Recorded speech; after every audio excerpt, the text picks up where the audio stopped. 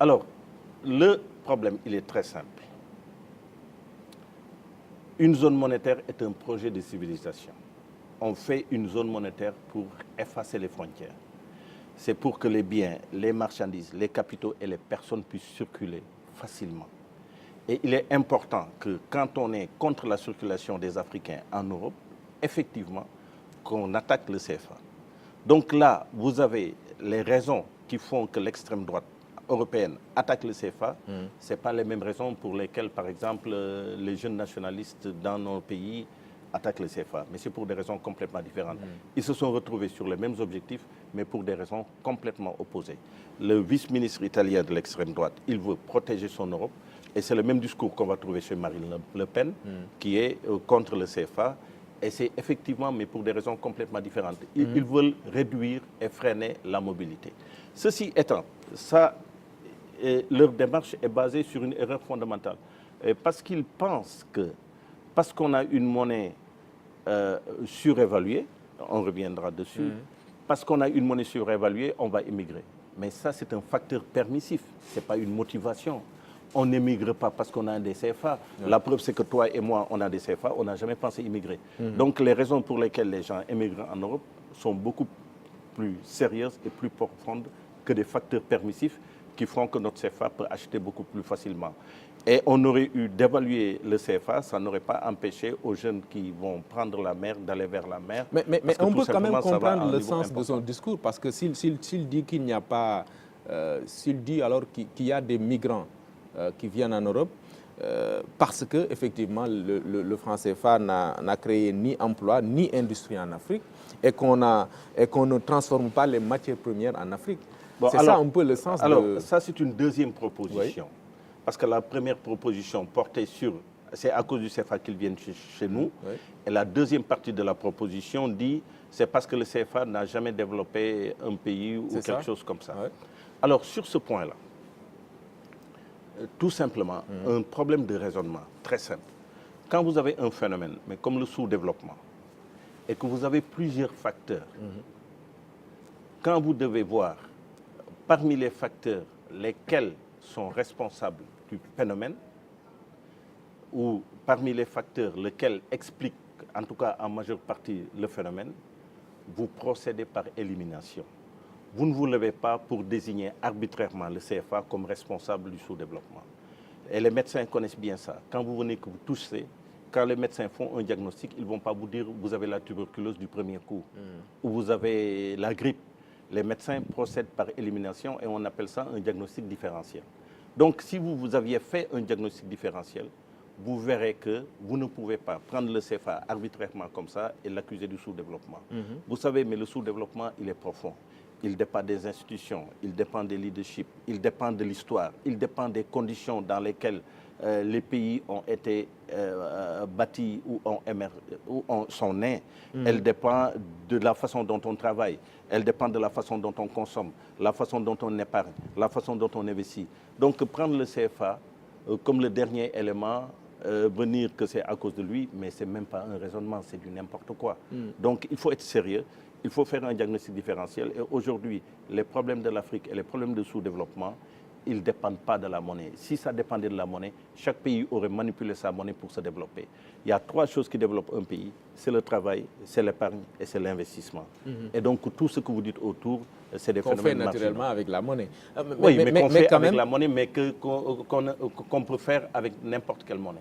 Mais en filigrane, il y a quand même cette confrontation, si on peut l'appeler comme ça, entre des pays européens comme l'Italie et la France. Non, il n'y a pas la confrontation entre l'Italie et la France. Il y a une confrontation entre l'extrême droite et ce qui n'est pas de l'extrême droite. Et aujourd'hui, si Marine Le Pen avait été à la place de Macron, la France aurait tenu le même discours que l'Italie. Et donc, c'est un problème idéologique de fond. Et ça nous pousse à comprendre une chose, que devant la montée de l'extrême droite, un peu partout en Europe, il nous faut avoir notre monnaie unique, tôt ou tard, et il nous faut sortir. Et sur ce point-là, moi, ce que je dis, c'est que le débat sur le franc CFA, il y a un débat sur le franc CFA, mais ce débat a jusqu'ici été toujours mal posé. c'est un débat qui ne doit pas être posé le regard en arrière sur la colonisation. Il faut décomplexer le débat et nous décomplexer comme des anciens colonisés et poser le débat par rapport à l'avenir. Et le seul débat, le seul vrai débat, c'est la monnaie unique de la CEDEAO. Il faut prendre la hauteur et la poser à ce niveau-là. Et sur ce point-là, il y a un projet qui est en cours, qui est mené par les différents chefs d'État, qui est très bien conduit et qui doit aboutir à la création d'une monnaie unique. Et ça, c'est très important. Et moi, ce que je voudrais demander, c'est à ce que tous les nationalistes et patriotes du Sénégal, au lieu de s'investir sur un débat néocolonial en tapant sur un décret de Pleven j'avais Jacques Sustel et René Pleven, mais qui avaient signé le décret en 1945 de la création du CFA, au lieu d'avoir les yeux rivés de ça pour dire que c'est une monnaie coloniale, et de voir aujourd'hui comment le processus de création de la monnaie unique de la CEDEAO est un processus souverainement conduit par les États africains ou contrôlé par des puissances extérieures. C'est ça le vrai débat. Mais le vrai débat, il n'est pas sur le passé. Même, et justement, sur ce point-là, moi j'ai envie de vous poser une question, M. Nying. Pourquoi on ne sortirait pas du franc français, de la langue française? Parce que fait anthropologique pour fait anthropologique, la langue est un fait anthropologique beaucoup plus total que la monnaie. Et donc si on dit qu'on sort du franc CFA parce que ça a été créé par la colonisation, pourquoi on ne sortirait pas de la langue? Il n'y a pas de logique, quoi. Pourquoi on ne sortirait pas de la langue française qui est pire? Donc aujourd'hui, nous considérons que la langue française est un moyen, nous l'avons récupéré comme un moyen de combat et pas comme une vulnérabilité. Et le discours sur le colonialisme de Aimé Césaire a été écrit, et c'est le texte le plus virulent contre le colonialisme, ça a été écrit en français. Aujourd'hui, il faut que nous comprenions que la zone qui a été fondée en 1945 sous la colonisation est une force pour nous pour aller rapidement vers la création d'une monnaie africaine unique qui aura son nom et qui est aujourd'hui le projet, mais qui est porté par tous les chefs d'État. Le débat de fond quand même implique nécessairement une analyse objective de certains arguments qui sont avancés. Bien sûr. Il y a ce veto français à la BCEAO, il y a cette production, la production monétaire en France même, la parité fixe, le dépôt des réserves dans les comptes d'opération du Trésor français. Tout cela, quand même, c'est à l'avantage de l'ancienne colonie, non? Bon, alors, mais je voudrais vous dire... De l'ancien pays colonisateur. Oui, mais vous avez posé 4 questions en même temps.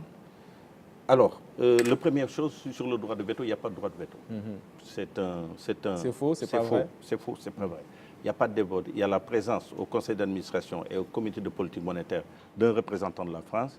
Et aujourd'hui, les banquiers centraux que je connais, que j'ai vus, et les personnes qui siègent au conseil d'administration estiment que la France vient leur donner des éléments d'information dans la conduite quotidienne de leur politique monétaire, parce qu'il est important qu'on sache si on doit augmenter le taux du guichet du prêt marginal ou pas, si on doit augmenter le coefficient de réserve pour jouer sur la monnaie ou pas. Et toutes ces décisions de politique monétaire, ils le prennent avec les informations que les Français leur donnent. La deuxième chose, quand même, c'est que... Le CFA est produit en France. Le CFA n'est pas produit en France, il est fabriqué en France. Il est fabriqué à Chamalières, à côté de Clermont-Ferrand, dans un bureau de la Banque de France où on fabrique des billets. Bon, maintenant, il y a plusieurs pays, y compris des pays développés, mais qui fabriquent leur monnaie à l'étranger. Donc, aujourd'hui, on aurait pu les fabriquer en France. On n'a pas les moyens de fabriquer notre monnaie ici? Mais écoute, mais s'ils estiment que ça les désaxe, mais de leur mission essentielle, mais ils peuvent le faire. Moi, l'important, ça ne me gêne pas qu'il soit fabriqué en Turquie, en France, en Allemagne, aussi longtemps qu'on soit sûr qu'il n'y a pas de faussaires et que les conditions de fabrication sont aux normes et que aujourd'hui, moi, je comprends bien l'Allemagne ou les Pays-Bas, mais fabriquent leur monnaie en France. Donc ça, c'est une décision souveraine. Mais moi, aujourd'hui, là où je suis assis, je n'ai pas les moyens d'apprécier les coûts de production, la formation que ça va nécessiter, les équipements, tout un ensemble de choses. Donc, ils ont peut-être fait cette décision-là, compte tenu de certaines considérations qu'ils ont. Et je voudrais rappeler quand même que ceux qui gèrent la monnaie ne sont pas des technocrates froids qui n'ont pas de pays et qui n'ont pas de cœur. Personne n'a le monopole du patriotisme. Le premier président de la Banque centrale, il s'appelait Abdoulaye Fadiga. Il était le président de la FEAN, le président des étudiants d'Afrique noire. C'était le président des Amadou Ali Dieng et consorts. Donc, c'est des gens qui étaient engagés, qui aiment leur pays, qui se sont battus. Et je vous dis, pas le nombre de clashs qu'il y a eu entre la France et les pays africains lors des négociations, mais sur le CFA. Donc ça, c'est le deuxième point. Le troisième point, vous parlez du dépôt des comptes d'opération. Mais le compte d'opération, c'est une compte d'épargne. Quand vous avez de l'épargne, vous le mettez et quand le compte courant de la Banque centrale auprès de la France est épuisé, on fait recours à ce compte d'opération qu'on peut mobiliser tout le temps. Quand il est en excédent, on est rémunéré comme dans un compte d'épargne et quand il est en déficit, on est pénalisé et ça dans les accords de coopération sur public, c'est clair. Donc, l'autre point, la parité. Oui, mais je reviendrai sur la parité, mais c'est le dernier point. Quand on a une garantie de convertibilité illimitée en montant, partout dans le monde, et à tout instant, c'est énorme. Ça veut dire qu'aujourd'hui, vous, quand vous avez des CFA dans votre poche, vous allez en Chine, on vous les prend. Moi, quand je vais en France, on me les prend. Et ça, c'est un point important. Quand vous les importez sans problème. Très bien. Et donc, quand vous avez des garanties comme ça veut dire en contrepartie, mais il y a forcément des obligations. Et le compte d'opération n'est rien d'autre qu'une partie des garanties, c'est les 50%. Et la partie qui excède les 50%, mais c'est de la gestion de trésorerie et le dépôt dans un compte d'épargne.